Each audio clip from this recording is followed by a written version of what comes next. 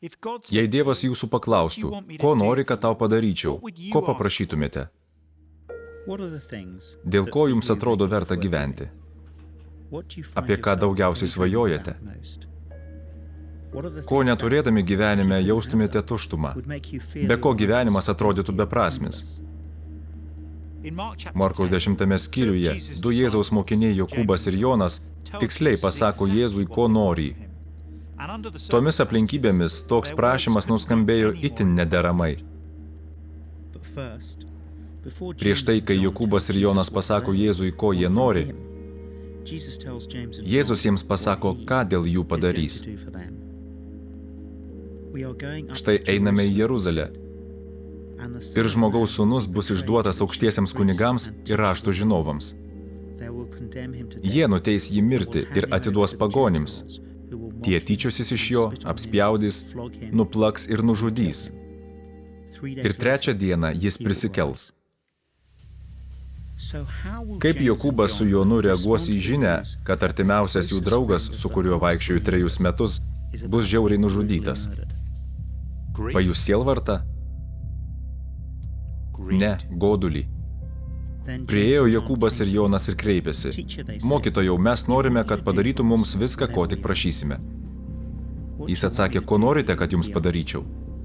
Jie tarė: Leisk mums sėdėti vienam tavo dešinėje, kitam kairėje, tavo šlovėje.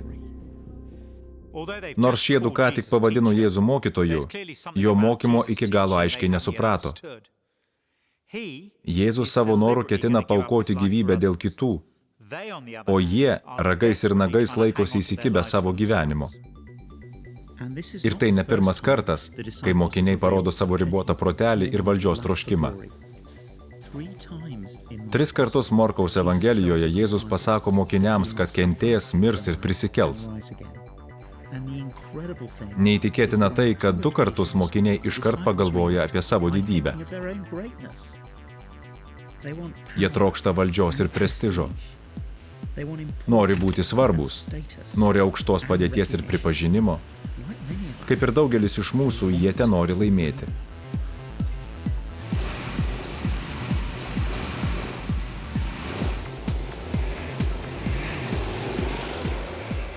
Tačiau Jėzus jiems yra numatęs ką kitą, kai ką nepalyginamai geresnio.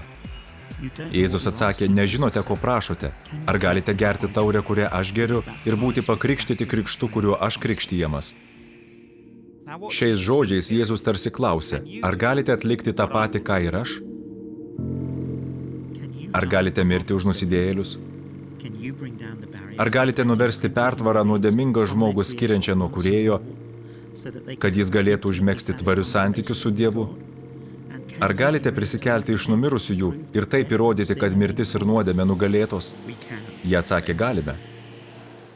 Bet aišku, kad negalėjo. Kaip ir mes, Jokūbas su Jonu ir patys turėjo būti išgelbėti nuo teisėtos Dievo rūstybės dėl nuodėmės. Jėzus pasakė, kad jie nežino, ko prašo. Jie akli ir nesuvokia, kad Kristaus sekimo džiaugsmas kyla ne todėl, kad užėmė aukštą padėtį, bet todėl, kad tarnauji. Kai kiti mokiniai sužino, ko Jokūbas su Jonu prašė Jėzaus, skaitome, kad jie baisiai ant jūsų pyksta.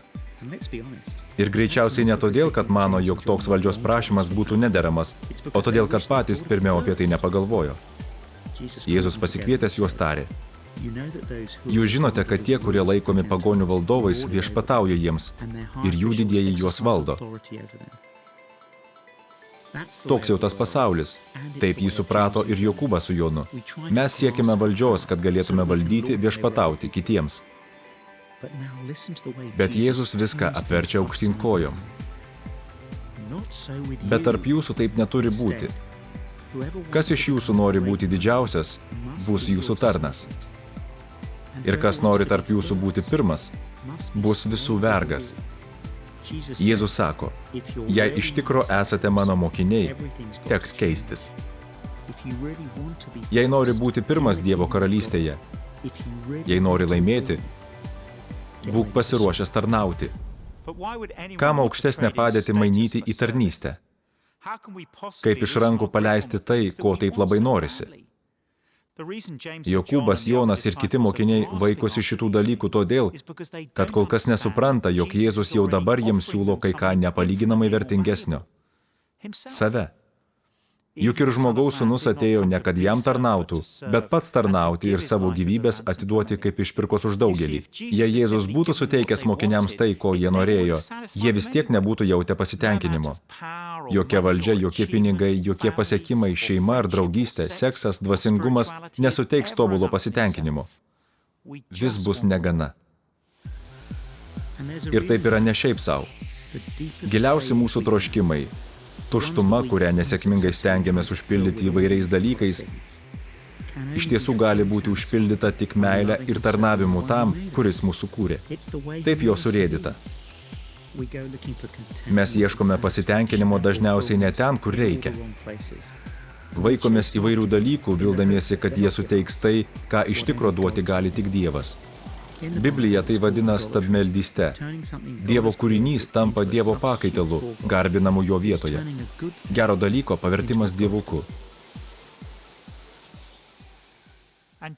Artimiausi Jėzaus mokiniai irgi taip elgėsi, net ir tuomet, kai Jėzus asmeniškai pasiūlo didžiausią lobį visoje visatoje.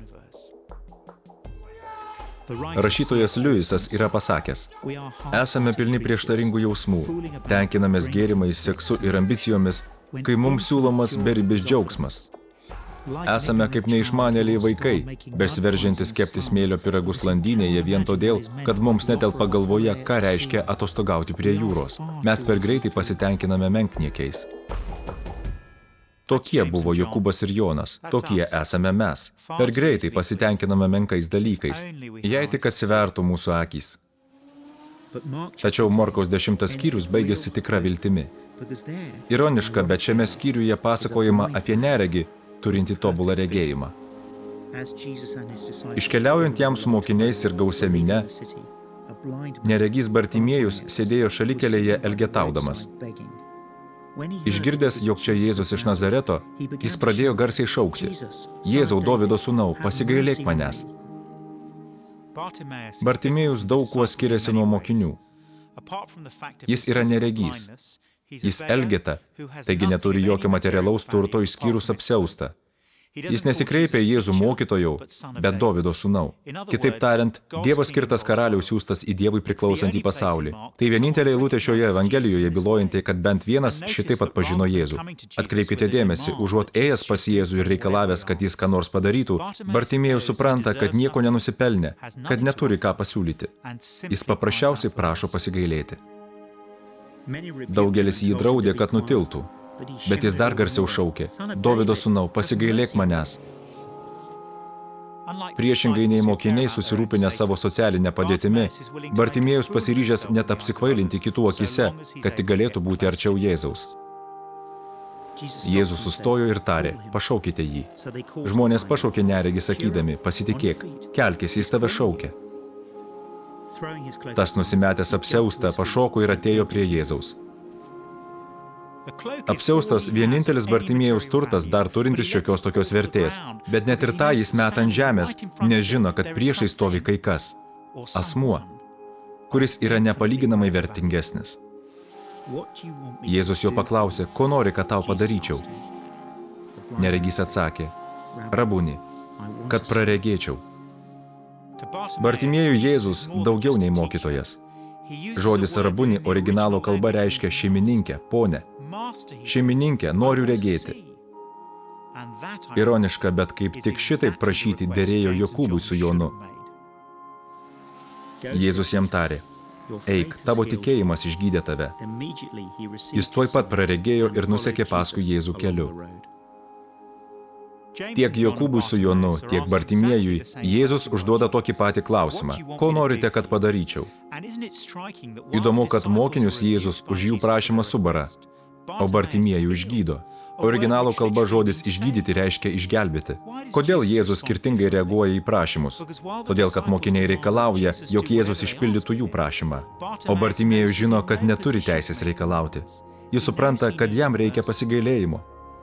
Jokūbas su Jonu elgėsi kaip neregiai, o neregys Bartimiejus žino, kad didžiausias lobis visoje visatoje stovi tiesiai priešais jį. Jis suvokia, kad kumščiais jo nepagriebsi. Todėl ištiesia rankas, meldžia pasigailėti ir nuseka paskui Jėzų. Kaip turėtume reaguoti į Jėzų? Ko norite, kad jis jums padarytų?